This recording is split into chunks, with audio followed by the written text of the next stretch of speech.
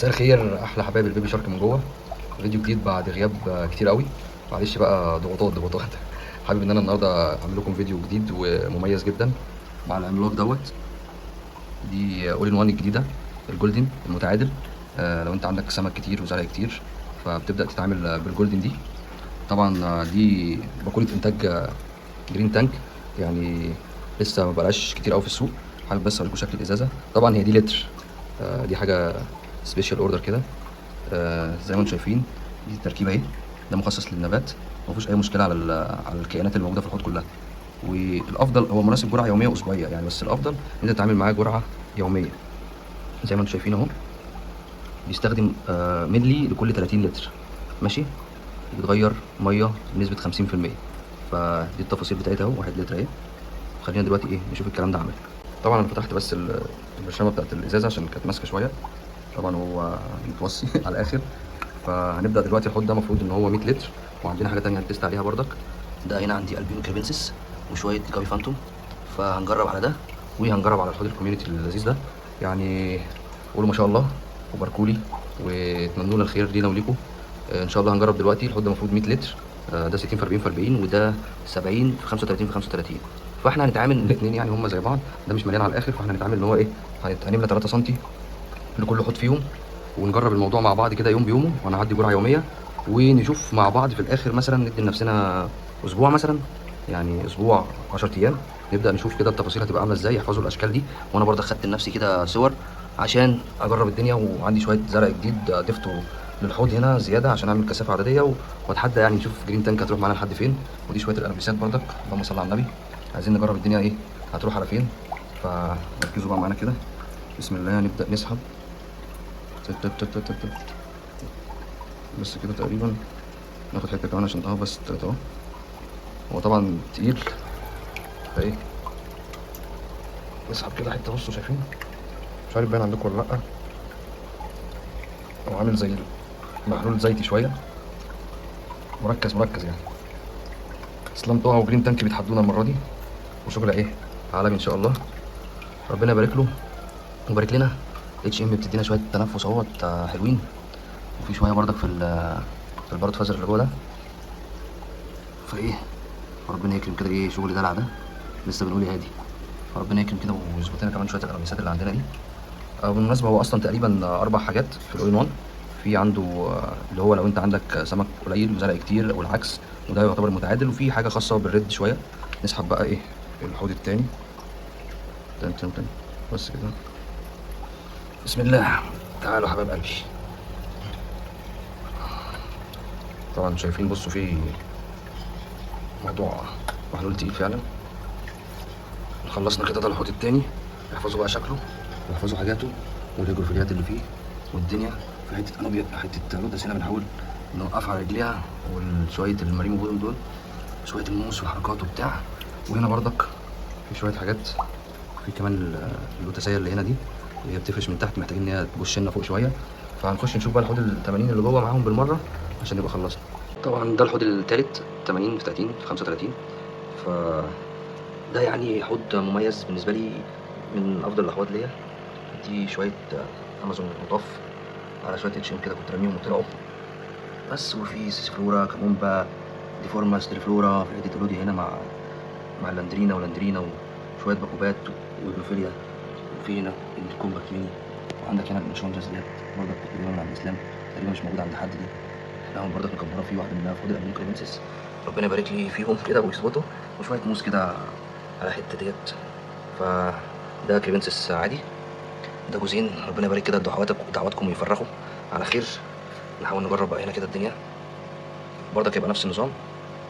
هنشد شويه كده ايه 3 سنتي عشان ايه نفس النظام للتانيين. نسحبه كده. طبعا هو باين لي قوي ان هو التقل بتاعه.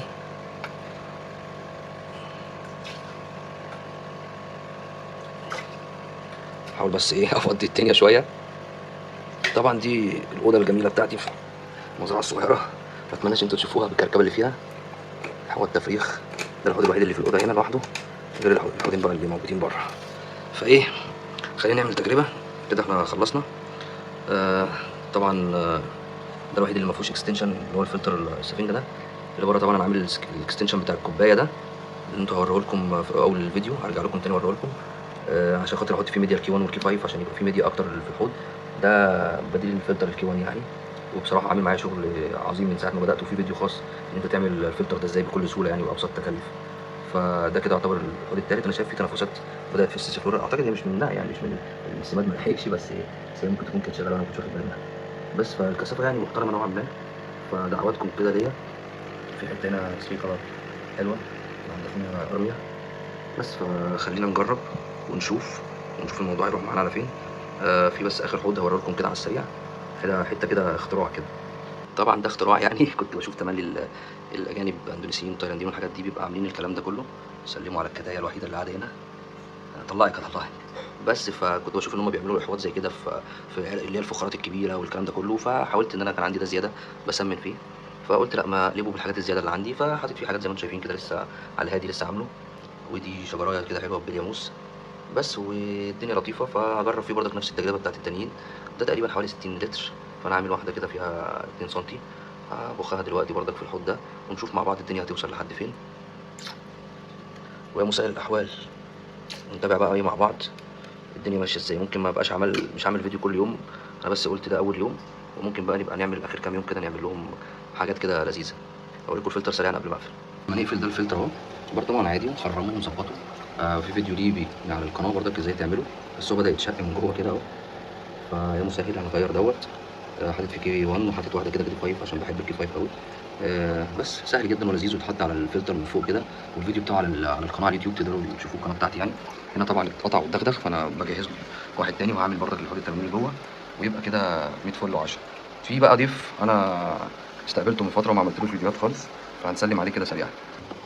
عم حزنبل ده ضيف بقاله فتره عندي وما عملتوش اي حاجه تقريبا، او تقريبا نزلت له فيديو صغير مش فاكر. وفي واحد تاني صغير برضه لسه جايبه، بس ده اكبر منه. مش عارف التاني راح فين، اختفى تقريبا جوه اهو ورا الفلتر. ودي حته نيلي، المفروض ان انا حطيتها لهم يلعبوا معاها او ياكلوها هم على حسب. عالجتها طبعا يعني ما كانش فيها اي حاجه، بس امنت عليها الاول والحمد لله بقى لها كام يوم معاهم. وفي برضك سمكه تانيه اصغر منها مش عارف شايفينها ولا لا. ده سكلت مصري بالمصري طبعا، فارد زعان فيه خايف يعني، ما حدش يقول لي ده غلط او صح، انا بلعب يعني بجرب. ودي حته جويل كده كانت ناقصه من الاوردر كنت مطلعه، واتبقت دي من غير ما اشوف ان انا لسه عندي، فسبتها وهي صغيره جدا. قلت بقى ايه يلعبوا معاها ياكلوها قشطه يعني، كده كده اصلا ما هو الافتراس موجود عندهم. هي دي طلعت اهي السكر ده المصري بتاعتنا. ودي الجويل كبرت معاهم وبتعرف تتصرف يعني. دي السمكه الثانيه اللي بقول لكم عليها اهي. وطبعا انا في سمك كنت صايده، من ضمن السمك اللي كنت صايده حته اهي. هم طبعا بياكلوا سمك وبياكلوا لحمه وبياكلوا كبده، ما بيحلوش يعني، الله اكبر عليهم، ربنا يبارك لي فيها بقى كده. بس فسايبهم يعضعضوا فيها، وحاطط معاهم شويه قبل سنين كده في الحوض. الدنيا لطيفه طبعا، متوسخ شويه عشان باكلهم ميل وورم، مستنيهم بس يخلصوا السمكه دي وايه واشيل لهم الحوض ده انضفه خالص. فادعوا لي بصالح الاعمال ويبارك لي في الحاجه كده، وان شاء الله هبقى بتابع معاكم التجربه دي، وان شاء الله خير. سلام. بصوا ده شكل الحوض بعد ما بعدى اسبوعين بالظبط زي ما قلت لكم. بص طبعا اسمده جرين تانك في اول الوان الجديده. طبعا انتوا شايفين المنظر، النباتات عامله ازاي. في حاجات طبعا استفادت من السمات جامد زي البارت فيزر. انا قصيت منها قبل كده وحطيت منها تحت هنا، وطبعا شايفين القص اهو، في حاجات طالعه 2 نموات جنبيها. وعايز اقول لكم ان العودين اللي ورا بعض دول اللي هنا دول، العودين دول كانوا مفيش اي امل فيهم خالص. بس هو العود كان صحيح، فما اضطريتش ان انا يعني اجي جنبه او اشيله او اي حاجه، لحد ما انتوا شايفين طبعا النموات بدات تطلع اهي فوق. والجميل في الموضوع ان بعد تجربه الاسبوعين اللي انا قلت لكم عليها، ان احنا نستنى نشوف الاسبوعين هيحصل ايه. اللي عجبني في الموضوع بقى اكتر من اي حاجه تانية، ان الورقه بتاعت النباتات نفسها طالعه كويسه يعني. حتى التليفلورا اللي هنا دي في حاجات طالعه نموات جديده عندي، وفي جذور بدات تظبط من ورا هنا. هي دي النقطه اللي انا كنت بتكلم فيها. انا كنت طبعا لسه عايز اجرب الموضوع ده، كان تحدي بالنسبه لي من حته ان هو اسبوعين اجرب على الاحواض كلها مره واحده. ما جربتش في حوض او اتنين ولا خلاص، لا جربت في الاحواض كلها. الورق كان عندي على طول البارت فيزر مثلا بيتقطع من تحت. عندي مثلا حاجات بيبقى العيدان بتاعتها مقطعه من تحت بس من فوق كويسه. فعندي الموضوع كله لطيف، المعادله اتحققت كلها. حتى لو ركزتوا بصوا يعني، مش عارف تظهر عندكم ولا لا، عايز اجيبها لكم. هي هنا اهي قاعد فين اهي يعني. دي برضك طبعا من فوق مطلعه، ودينا اهي. عايز اجيب لكم حاجه اخف شويه. فين اهي، مش عارف شايفينها ولا لا اهي. دي بصوا في نموه جديده اهي، غير الاثنين اللي ناقص منهم اصلا. هي طالعه فين اهي، طالع نموتين جداد اهم، دي ودي مطرح القص. بعيدي بقى بعيدي يا برنس وفي نموه طالعه ثانيه اهي. ده غير ان انا قلت لكم ان هنا بصوا البارت فيزر برضك دول كانوا موجودين قدام، كنت قاصصهم عشان ازود في حوارات تانية، لقيت كل ده مش موجود، كل ده اتقطع من تحت يعني مش عارف ليه. واللي فوق دي ما كانتش موجوده، يعني ممكن كانت تبان في الفيديو في الاول. دلوقتي حتى المواد بتاعتها طالعه خضرا حلوه قوي وكامله، ما فيهاش اي مشكله، واعتقد ان هي هتكمل على كده. عندي الكمون باجرين على طول كانت بتبقى رخمه، يا ابني بقى بعدت. كمون باجرين على طول ما بتبقاش لطيفه عندي، لا الحمد لله كويسه، حتى بعد ما ماتت الحته الاولانيه بدات تطلع من فوق تاني، وهنا برضك نفس النظام. والاثنين الصغيرين حطيتهم اعتقد ان هم شايفينهم انتوا احسن من المستوى اللي ورا بكتير يعني. دول كانوا قبل ما استخدم السماد اللي ورا، دول عندي من بدري، ودول تقريبا انا زرعتهم معاكم في اول الفيديو عشان بس انا ناسي، الموضوع عدى عليه اسبوعين. ايه تاني؟ بصوا في حاجه هنا عندي، بصوا شايفين ورا هنا كده تحت هنا اهي، شايفين دي اللي عندها التوزبيكس دي جديده اهي، ان هو طالع من قلب العقده. ف... فهي دي اللطيف في الموضوع، جذور صحيه ونموات جديده في اول البرعم او اول السيقان يعني. فالموضوع لطيف يعني، حتى الكريبتوكرين واخده وضعها قوي. طبعا انا ظبطت الدنيا، تقريبا كان في ورقتين طوال مش عارف بانوا في اول الفيديو ولا لا، شلتهم. طبعا في حاجات ما كانتش احسن حاجه، بس ظبطت معايا بعد كده، وفي حاجات لسه ما خدتش عليها. التليفلورا ممتازه ولسه محتفظه بالالوان بتاعتها نوعا ما، هي جايه لي طبعا من هاي. الالوان دي انا قصيتها مرتين اعتقد في نص الاسبوعين دول، بصوا مطلعه من جنبيها هنا اهي في النص اهي، في نموات كتير قوي طلعت. الالوان دي طبعا سريعه قوي، ما بالك بقى لما تستخدم لها سمات قوي، الموضوع بيبقى في حته ثانيه. النوع الروتالا الصغيره اللي عندي دي بدات برضك في نموات عندي اهي، هي عايزه بس اضاءه تبقى قدامها هتدي، فطبعا عشان هي حواليها حاجات كتير فمش في احسن حاله. فبعد ما طبعا ظبطت الدنيا في التسميد ظبطت معايا شويه. وطبعا الروتالا دي ما اقولكوش، بص كل ده كده فين كل الجزء اللي فوق ده كل ده جديد، كل الاخضر ده جديد. وبص وش النبات عامل ازاي، بص الوش بتاعها عامل ازاي، طبعا انتوا شايفين، طبعا مش محتاج ان انا اتكلم. اسمه ده عند الاتش ام طبعا مش محتاج كده هو بيروح لوحده. عايز اقول لكم الانوبيسيه دي تقريبا اعتقد ان هي زادت عن اول مره، طبعا مش هفتكر. في ورق تاني صغير طالع اهو، الدنيا ظبطت شويه. ايه تاني الكمون برضك لطيفه، كانت عندي ما بتطولش كتير قوي. دي فورمه كده مش باين عليها تغيير قوي ملحوظ. ايه تاني طبعا دي يعني هي شبه الامازون، بس هي نبته مش موجوده كتير تبع الانشوندورس والحاجات دي. فانا عايزكم تشوفوا شكل الحوض كده وتقولوا لي لو في تغيير اغيره نباتات ازودها، حاجه اشيلها اغيرها من مكانها. طبعا اكتبوا لي في الكومنتات كل الكلام ده. انا هشيل الشنسيريا ديت واحطها هنا كده، احطها هنا كده في الحته دي، هي الشنسيريا دي. وكان في حته ليسيفلاندر هنا كده، ممكن برضه احطها في الجنب او احطها هنا كده مثلا ولا حاجه، عشان عايز افضي المساحه اللي ورا دي كده، دي كده اللي انتوا شايفينها دي. لو انتوا شايفين ان في نبات ينفع في الحته دي يبقى كويس، قولوا لي برضك ممكن ازود هنا ايه. ايه تاني حابب برضك اوريكم اللوتسايه، هي خدت شكل لطيف دلوقتي، والورقه بقت طويله نوعا ما شويه لقدام واحمرت تاني. حابب اقول لكم ان في نص التجربه ما تقلقوش، هي خدت اخضر سيكه صغيره ورجعت تاني ايه للون بتاعها، وبتبدا تطلع ورق جديد، هيبقى ورق جديد صحي ما فيهوش اي مشكله. والورقه زي ما انتم شايفين اهو، دي اللي هي المفروض ان هي رد اصلا يعني، بس ايه لسه بتظبط يعني، عشان خاطر اللوتسات عموما حساسه جدا لاي تغيير. طبعا انتوا شايفين اهو البارفيزر من هنا عامله ازاي، اديكم شايفين مفيش الحمد لله ولا عقده متقطعه ولا اي حاجه. حتى البوتس اللي عندي اللي هنا الدنيا معاها لطيفه، وهي ماشيه على وش الميه ايه، يعني الموضوع جميل يعني. بس زودت طبعا شويه موس هنا كده بالاوكسيون، زي الفكره دي لطيفه قوي ممكن تعملوها. وعملت الاكستنشن اللي قلت لكم عليه، كنت عامله واتقطع ورحت اجي عامله تاني. ده الاكستنشن بتاع الميديا كي 1 الكي 5 اللي فوق دي، لسه طبعا عشان جديده ما خدتش بكتيريا ونزلت، ممكن يكون في حاجات منهم زياده كمساحه، ممكن اشيل منهم كام واحده عشان الموضوع يمشي. طبعا شفتوا منظر الحوض اهو، ادوني بقى اي اقتراحات لو في اي حاجه زياده وايه، عشان قبل ما هقص شويه كده، هقص الجزء ده كده هسويه، وممكن بقى ازوده على اي مكان هنا، ممكن انقله في حوض تانيه. هنشوف لسه الموضوع ايه، لو في اي ابديت او اي حاجه عايزينهم نعدلها هنا بالذات في الحته اللي هنا دي كده، قولوا لي اقدر اعمل فيها ايه. ده الحوض التاني، بسم الله ما شاء الله، ده الالبينو كريبنسس، لا حول ولا قوه الا بالله. وده الفانتوم جابي، طبعا دي مش عارف انتوا شفتوها ولا لا المره اللي فاتت، دي عملتها كده شجره بالبينياموس، والبريستال عايش معاها اهو، ده الاكستنشن لسه موجود اهو. طبعا حابب اوريكم حاليا مهم قوي الجاينت هيجروفيليا دي، خلاص ابعدوا بقى، هم فاكرين ان انا هاكلهم ابعدوا. دي الهيجروفيليا، طبعا مش عارف هتشوفوا من فوكس ولا لا. طبعا في احسن حال هنا، الموضوع معاها لطيف، الورق اللي طالع جديد اخضر والورقه صحيحه مفروده، فالدنيا الحمد لله نوعا ما كويسه. التريفلورا دي برضك كل اللي فوق دوت زياده، كل الجزء اللي فوق الورده اللي فوق دي كلها زياده. حابب بقى اوريكم بقى اللقطه الجميله دي، ده نفس الموضوع اللي كنت بقول لكم عليه. بصوا يعني دي الورده دي زياده، واللي فوقيها دي زياده، واللي بتطلع فوق دي زياده. دي انا قصيت بس عشان احط العقده اللي جنبها دي، طلع لي من كل عقده فرع تاني جديد، بس لسه ايه بيشد حلو يعني. والاشندورس دي برضك بتظبط، والالوان بتاعتها بتاخد الاحمرار بتاعها. طبعا كل ده مع العلم ان انا لوتك، يعني لوتك لو طبعا دي فورماس برضك اقترحوا عليا الحته دي، عايز اضللها كده عشان قبل ما الجواز دي تاخد بعضها بتاعت الكريبنسيس، محتاج برضك ان انا احط في الجزء ده كله حاجه كده. انا طبعا هروح شايل كل الكلام اللي هنا ده، كل الجزء ده ممكن اشيله. دي طبعا شنسيريا برضك، دي لاجروفيليا براون، دي برضك في شويه في كامومبا وفي روتالا. محتاج حاجه هنا تكون كبيره تغطي على ده. هل ينفع ان انا اجيب البارود فيزر دول احطهم هنا اللي فوق دول، احطهم في الحته دي يداروا الدنيا شويه ولا لا؟ طبعا بصوا زي ما انتم شايفين في جذور، اللهم صل على النبي اهي. في برضك حتتين ماريبو موس لو حد عايز يشتريهم يبلغني. طبعا كل الجديد بقى زي ما انتم شايفين اهو، كل السيسي فلورا الجديده طالعه ظابطه بعد ما هي كانت متقطعه ومهلوكه من تحت. كل الجديد هتلاقوه ظابط من فوق، حتى اللي هي بايظه اللي على اليمين دي بتبدا تظبط من فوق. بصوا اللي ورا نفس الكلام برضك. فالموضوع الحمد لله الحمد لله. دي عايز اقول لكم بيوصل لها اضاءه بالعافيه يعني الحمد لله. هي كل اللي فوق ده، كل اللي فوق ده فين كل اللي فوق ده جديد، والدنيا الحمد لله مظبوطه يعني. فالحمد لله ادعوا لي وادعوا لي ان الحاجه تكون كويسه ونقص الجزء الزياده ده ويا رب الجاينت دي تظبط عشان نوزعها على الاحواض الباقيه. طبعا البوتس الجميل الفازه الحلوه اللي انا عاملها دي مع شويه السونيجونيوم دول عند صديقي الغالي محمد ابو العزم، لو حد عايز برضك يقول لي هبعت له اللينك بتاعه. تعالوا بقى نشوف الحوض الاخراني. قبل ما نشوف الحوض الاخراني نمسي على التراس بقى، في فيديوهات كتير قوي متشاله منهم عايز اوريها لكم بس هحوشها. لسه مظبط لهم الحوض ومنضف لهم الجزء الاولاني الطحالب، طبعا سايب لهم اللمبه شويه كتار، وده البوتس التاني لسه عامله من شويه، وده عشان يعمل جذور هنا على اول وش الميه كده. طبعا يا رب التراس ما تاخدش بالها منه. اقفل دي كده بس. طبعا ايه قصدت ان انا اعمل الصخور دي كده عشان خاطر ايه تلم طحالب تعمل اللون الاخضر ده واباجوره صغيره من السومه يعني. طبعا الحوض الثالث وزي ما انتم عارفين قلت لكم في الاول ده الحوض الاقرب الى قلبي، كنت اتمنى ان هو يبقى قدامي بدل ما هو مرمي في الاوضه بتاعت الحوض دي. طبعا هنبداها واحده واحده. الاتش ام دي طبعا مؤسسه 100,000 مره وبفكر ان انا اشيلها خالص، فانتوا برضك ايه يعني اقترحوا عليا الجزء ده كده كده اقدر احط فيه برضك ايه يبقى ينفع في الجزئيه دي.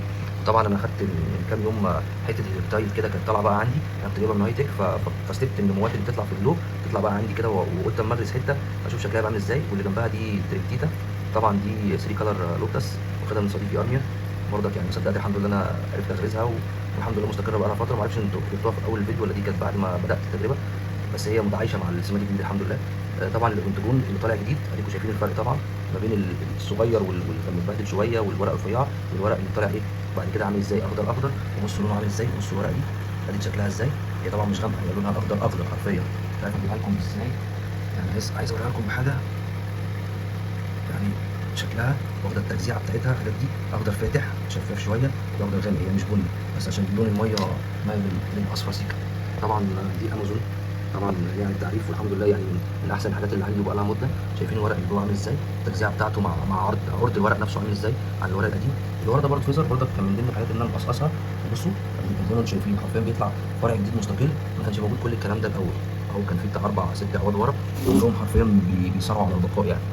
في ايه تاني عندي هنا، في هنا عندي الجلوفيه برضك طبعا زي ما انتم شايفين مش محتاج ان انا اوضح. الحمد لله ورق صحي ورق اخضر كل الكلام ده يعني تتحول تماما عن ما كان موجود. الاعواد دي برضك ظبطت شويه عن الاول. لاندرينا بنت لذينه هي عندنا كل الناس عظيمه وبتطلع شغل جامد، عندنا لازم تطلع فرع من جنبيها وتطول والدنيا جميله. معلش الازاز مشبر شويه. وبص يا بص مطلعه ورقه من تحت، ورقه من تحت خالص، في فرع من تحت اهو، فرع من فوق، فرع من هنا، في تقريبا فوق تاني يعني هو ده يعتبر هو الوحيد اللي متعايش عندي. وده بص مطلع فرعين برضك. كان عندي كذا واحد زي كده بس بيقعدوا ويطير، انا ماليش حظ قوي في النباتات العود. طبعا دي برضك عودين روتالا زي اللي كانوا بره وطلع منهم واحد تحت اهو زي ما انتم شايفين. طبعا اللي بيطلع اللي فوق عندي حرفيا المفروض النموات الجديده تيجي اخضر. بصوا اللون عامل ازاي يا شباب. انا لوتك الديفورمس طبعا يعني كده في اي حته بتعمل، بس انا عندي هنا بوش عظيم الله اكبر الله اكبر يعني. بقعد اقصقص منه واودي العود الثانيه مستريح. كمومبا زي اللي ورا دي لما كنت بروح حاططها الاول كانت بتزعل مني وتعيط وتتفرج. دلوقتي الحمد لله هي متعايشه شويه وهبدا اشيل لها العود الديفورمس اللي جنبها ده عشان احاول ازود منها شويه. ايه تاني طبعا زي ما انتم شايفين دي الهيدروفيلا سياميز لسه قاصص منها من فتره. ما اعرفش انتوا حضرتوا الموضوع ده في اول فيديو ولا لا، بس بصوا يعني هي لسه ما بقالهاش فتره كبيره قوي قاصص. لا اما لو في اول فيديو فهي بقى لها اسبوع اسبوعين، لا اما لو بعد ما بدات التجربه بتاعت الفيديو فهي برضك ما بقالهاش كتير. طبعا انتوا شايفين البذور الله اكبر الدنيا لطيفه في التريفلورا، ولسه محتفظه برضك بسكه الالوان اللي على الوش. شويه برضك لاندرينا سايبهم على جنب اهو. في طبعا شويه اسمها ايه نسيت اسمها. المهم الاكستنشن التاني عملته هنا برضك بس ده لسه جديد. اول ما بياخد بكتيريا في الميديا بيبدا يتحرك زي كده. ايه تاني عندي برضك سيسفلورا برضك هنا زي ما انتم شايفين الدنيا الله اكبر يعني ما شاء الله العمليه ظابطه. هنا بقى الشندورس بقى هنا كده احلى كتير من الحوض اللي بره. تقريبا اللمبه هنا عليه مباشر ومفيش حاجه ثانيه جنبه يمين ولا شمال. فانا عايز اقول لكم لو انتم فاكرين اول فيديو ما كانتش كده نهائي. هي عدد ورقها زاد يعني بطريقه لطيفه فالحمد لله. نسيت اوريكم في عندي هنا حته برضك لاندرينا اهي، وفي طالع منها تحت اهي تحت اهو. بص في صباع ايه طالع منها عود تاني تحت اهو. فالدنيا لطيفه. عايز اقول لكم الجلوفيه براون دي بنت لذينه بنت لذينه يعني النيوتك عندها خطر يعني. بس كان عندي عودين، عود بره عود هنا، ده بدا يشتغل مطلع 4 ورقات من النص اهو، وصحيين وشكلهم تحفه بصراحه، اكتر من اللي كان ميت اللي تحت ده. والرتاله هنا عظيمه يعني الرتاله هنا بيسابقوا بعض على مين يطول الاول، فما شاء الله الله اكبر، الدنيا ظابطه معايا الحمد لله. فانا بحب الحوض ده، محتاج ان انا ازود انواع مختلفه لو هقدر ارشقها في النص كده. فالدنيا يا رب يا مسهل. فيه شويه برضك سان سيت هنا، الدنيا معاهم حلوه الحمد لله. بعد ما كانت بتودع بدات تطلع تاني من العقد بتاعتها، فربنا يكرم يا رب. وعقبال ما تكون عندكم كده الدنيا احسن كتير. هوريكم حاجه اخيره. طبعا ده الحوض اللي انا كنت موريه لكم من فتره، اللي بقول لكم بعمل فيه تجربه كده لطيفه زي الحوض اللي بنشوفها بره. طبعا انا غيرت الموضوع خلاص، شلت موضوع التسميد في الحوض ده، بسمد في الثلاثه التانيين بس. الحوض ده بقى انا قلبته فيرمي كل الحوض البلاستيكيه الصغيره دي اللي انا حاططها جوه دي، حاطط فيها نص سنتي كده او اقل، حاجه بسيطه فيرمي، وحاطط عليه بازلت صغير خالص. دي اول مره اجرب الموضوع بصراحه، فقلت ان انا اشاركه معاكم. طبعا الشجره اللي هنا دي انا نسيتها بره، فكل البليه الموس اللي فيها طار الحمد لله. يعني هنبدا نعيد تاني نلزق فيه بالياموس وربنا يكرم بقى. طبعا شايفين الجلوفيليات الله اكبر، التليفلورا والديفورمس والدنيا جميله. هبدا لسه اكمل هنا بقيه الحاجات الزيادات، هبدا احطها هنا. لو ما لقيتش مكان للبارود فيزر اللي بره اللي انا قلت لكم عليها في اول حوض، هبدا اجيبهم في هنا الحوض الصغير ده، وشويه اتش ام وحركات كده عشان نظبط الدنيا. ونبدا نزود هنا في ديفورمس اصلا، وفي شويه سيسي فلورا والكلام ده كله. ادينا بنجرب ونشوف الدنيا ماشيه ازاي، وشويه بقى بوتس كده داير ما يدور. فربنا يكرم في التجربه. اخر حاجه قبل ما نقفل اوريها لك، انا ما اعرفش ده صح ولا غلط، بس انا كنت بجرب وقلت ايه اخد التجربه يعني. فانا ده صديق اصطادته من النيل من فتره كده، طلعت رحله صيد انا وصديقي كريم، فاصطادنا كذا سمكه. دي اللي فضلت متبقيه، هم كلهم عاشوا بصراحه، بس كنت بحاول انضفهم وينضفوا وباكلهم للترس. ده اللي اتبقى يعني حجمه حلو قوي، فضلت سايبه هنا يعني. ده سكلة مصر يعني، اللي عايزها يربيها عايز تاخد لوحدها خالص، مستريحه بسكريه كبيره 2 فلتر، فالدنيا مروق عليها. اللي عايزها يقول لي يعني، ما عنديش اي مشكله. انا مخليها بس كده للذكرى، اللي عايز ياخدها يربيها ويحافظ عليها ياخدها، عايز يقليها برضه مفيش مشكله. فده كان فيديو بسيط قوي باسمده الجرين تانك اول ان وان الجديده، ودي كانت تجربتي معاها بكل مصداقيه وصدق فيها. دي زي ما انتم شايفين اهو قدامكم اول باول. فلو في اي استفسار او اي حاجه سيبوا لي في الكومنتات، وسلام.